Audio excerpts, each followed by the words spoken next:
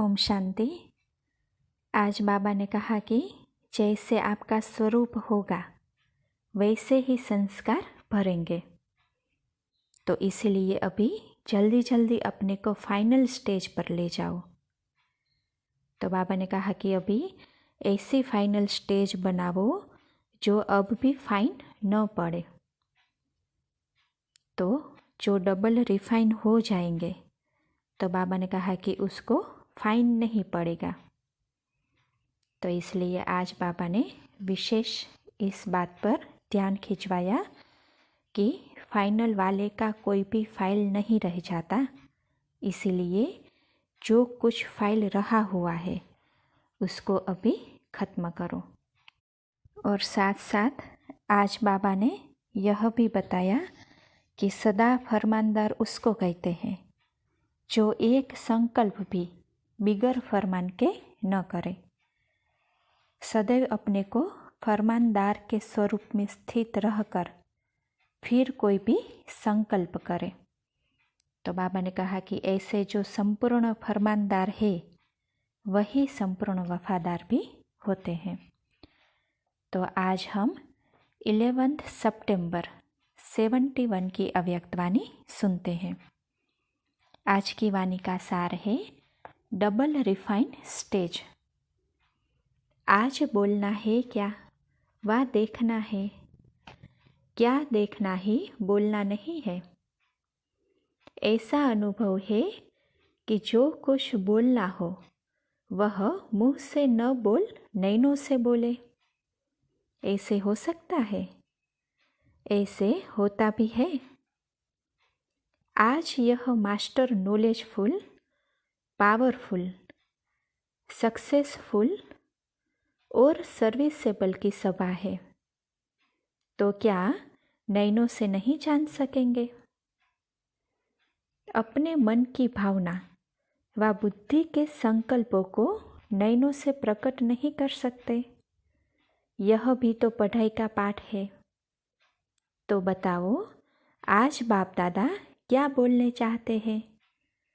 जानते हो ना? मास्टर नॉलेजफुल हो ना? तो यह पाठ जब पढ़ चुके हो तो इसी पाठ का पेपर देने के लिए तैयार हो।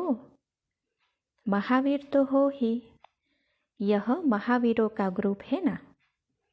औरों की बैटरी को चार्ज करने वाले इंचार्ज हैं। बाप दादा तो देख रहे हैं कि यह सभी नंबरवार पास हुए ग्रुप है। कई बातों को, कई अनुभवों को देखते पास करते करते पास नहीं हो गए हो। 3 प्रकार के पास है। तो देखो बाबा अभी उसके ऊपर क्या बताते हैं।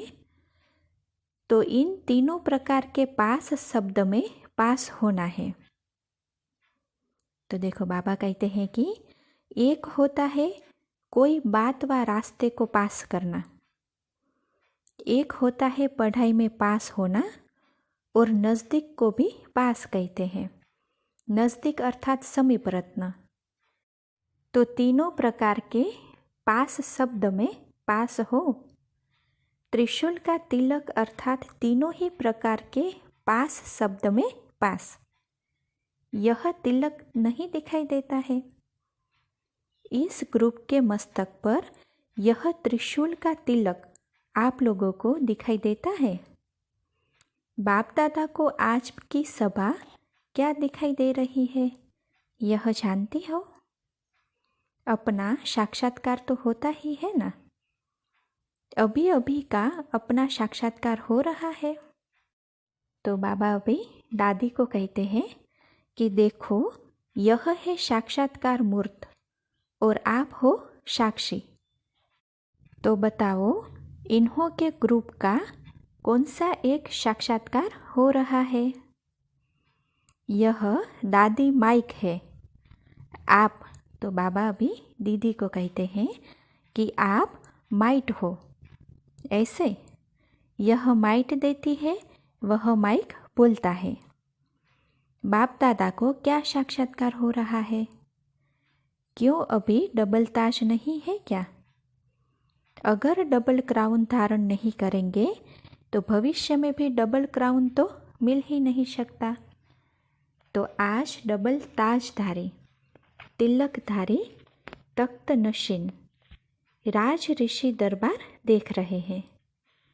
भविष्य की दरबार तो इस दरबार के आगे फीकी लगती है। अगर अभी अभी अपना संगम युगी ताज, तिलक और तख्त नशीन पुरुषोत्तम मर्यादा संपन्न स्वरूप देखो और साथ साथ अपना भविष्य स्वरूप भी देखो, तो दोनों से कौन सा रूप स्पष्ट, आकर्षण मूर्त, अलौकिक, दिव्य व रूहानी देखने में आएगा? अभी का व भविष्य का? तो अपने स्वरूपों का सदा साक्षात्कार करते और कराते रहते हो कि अभी पर्दे के अंदर तैयार हो रहे हो, स्टेज पर नहीं आए हो? वर्तमान समय स्टेज पर किस रूप में रहते हो? अभी की अपनी स्टेज को कहाँ तक समझते हो? तो देखो, बाबा कहते हैं कि एक है फाइनल स्टेज। तो फाइनल है, फाइन है। फिर बाबा पूछते हैं कि रिफाइन है। तो देखो, बाबा कहते हैं अभी इसके ऊपर कि आजकल मालूम है कि रिफाइन की भी डबल रिफाइन होता है। तो अभी रिफाइन है, डबल रिफाइन होना है व रिफाइन होना है। एक बार का रिफाइन तो पूरा हो गया ना, अभी डबल रिफाइन होने आए हो। फाइनल की डेट कौन सी है? अगर पहले से ही नहीं होगी तो आप लोगों के भक्त और प्रजा आपके संपूर्ण स्वरूपों का साक्षात्कार कैसे करेंगे? तो देखो, बाबा कहते हैं कि फिर नहीं तो आपके चित्र भी टेढ़े बांके बनाएंगे। अगर आपके संपूर्णता का फाइनल स्टेज का साक्षात्कार नहीं करेंगे तो चित्र क्या बनाएंगे? चित्र भी रिफाइन नहीं बनाएंगे। तो पहले से ही अपना संपूर्ण साक्षात्कार कराना है। अभी आपके भक्तों में गुणगान करने के संस्कार भरेंगे तो द्वापर युग में उतरते ही आपके चित्रों के आगे गुणगान करेंगे। तो देखो, अभी बाबा कहते हैं कि सब आत्माओं में सर्व रीति रस्म के संस्कार तो अभी से ही भरने हैं ना, भरने का समय है। फिर है प्रैक्टिकल करने का समय। जैसे जैसे आप आत्मा में सारे कल्प के पूज्य और पुजारीपन के दोनों ही संस्कार अभी भर रहे हैं, जितना पूज्य बनेंगे उसी प्रमाण पुजारीपन की स्टेज भी ऑटोमेटिकली बनती जाएगी। तो जैसे आप आत्माओं में सारे कल्प के संस्कार भरते हैं, वैसे ही आपके भक्तों में भी अभी ही संस्कार भरेंगे। तो जैसे आपका स्वरूप होगा वैसे ही संस्कार भरेंगे। तो देखो, अभी बाबा अटेंशन दिलवाते हैं। तो देखो, बाबा कहते हैं कि इसीलिए अभी जल्दी जल्दी अपने को फाइनल स्टेज पर ले जाओ। ऐसे फाइनल स्टेज बनाओ जो अब भी फाइन न पड़े। जो डबल रिफाइन हो जाएंगे उनको फाइन नहीं पड़ेगा। फाइनल वाले का कोई फाइल नहीं रह जाता। इसलिए जो भी कुछ फाइल रहा हुआ है उसको खत्म करो। अगर महावीरों को भी फाइन भरना पड़े तो महावीर है क्या? इसलिए सुनाया कि आज बोलना नहीं है, इशारे से ही समझने वाले हैं। यह तो ताज तख्त नशीन ग्रुप है, तो वह सुनने से कैसे समझेंगे? अगर अभी भी कहने से करेंगे तो कहने से करने वाले तो मनुष्य होते हैं ना। आप लोग तो देवताओं से भी श्रेष्ठ हो। ब्राह्मण कहो व फरिश्ता कहो, फरिश्ते इशारे से समझते हैं, फर्श निवासी कहने से समझते हैं। अच्छा, बाप दादा इस ग्रुप को सारे विश्व के सामने क्या समझते हैं? जो हो वही बताना है। यह तो सारी सृष्टि को शरणागत करने वाली है, न कि होने वाली। बाप दादा के सामने भी शरणागत होने वाली नहीं है, बाप को सर्वेंट बनाने वाली है। तो शरणागत हुई व शरणागत करने वाली हुई। सारी सृष्टि में जो भी महिमा करने योग्य शब्द है वह सभी हो। आज बाप दादा संपूर्ण रूप देख रहे हैं। सदा फरमानदार उसको कहते हैं जो एक संकल्प भी बिगर फरमान के न करें। यह ग्रुप तो इसमें पास है ना। तो देखो बाबा कहते हैं कि सदैव अपने को फरमानदार के स्वरूप में स्थित कर फिर कोई भी संकल्प करो। ऐसे जो संपूर्ण फरमानदार है वही संपूर्ण वफादार भी होते हैं। यह ग्रुप तो संपूर्णता के समीप है ना। संपूर्ण वफादारी किसको कहते हैं?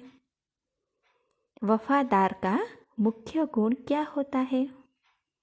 तो देखो बाबा कहते हैं कि उनका मुख्य गुण होता है जो अपनी भले जान चली जाए लेकिन हर वस्तु की संभाल करेंगे, तो कोई भी चीज़ व्यर्थ नुकसान नहीं करेंगे। अगर संकल्प, समय, शब्द और कर्म इन चारों में से कोई को भी व्यर्थ गवाते हो व नुकसान के खाते में जाता है तो उसको क्या संपूर्ण वफादार कहेंगे? क्योंकि जब से जन्म लिया अर्थात फरमानदार आज्ञाकारी बने, ईमानदार बने हैं। एक छोटे से पैसे में भी ईमानदार होता है।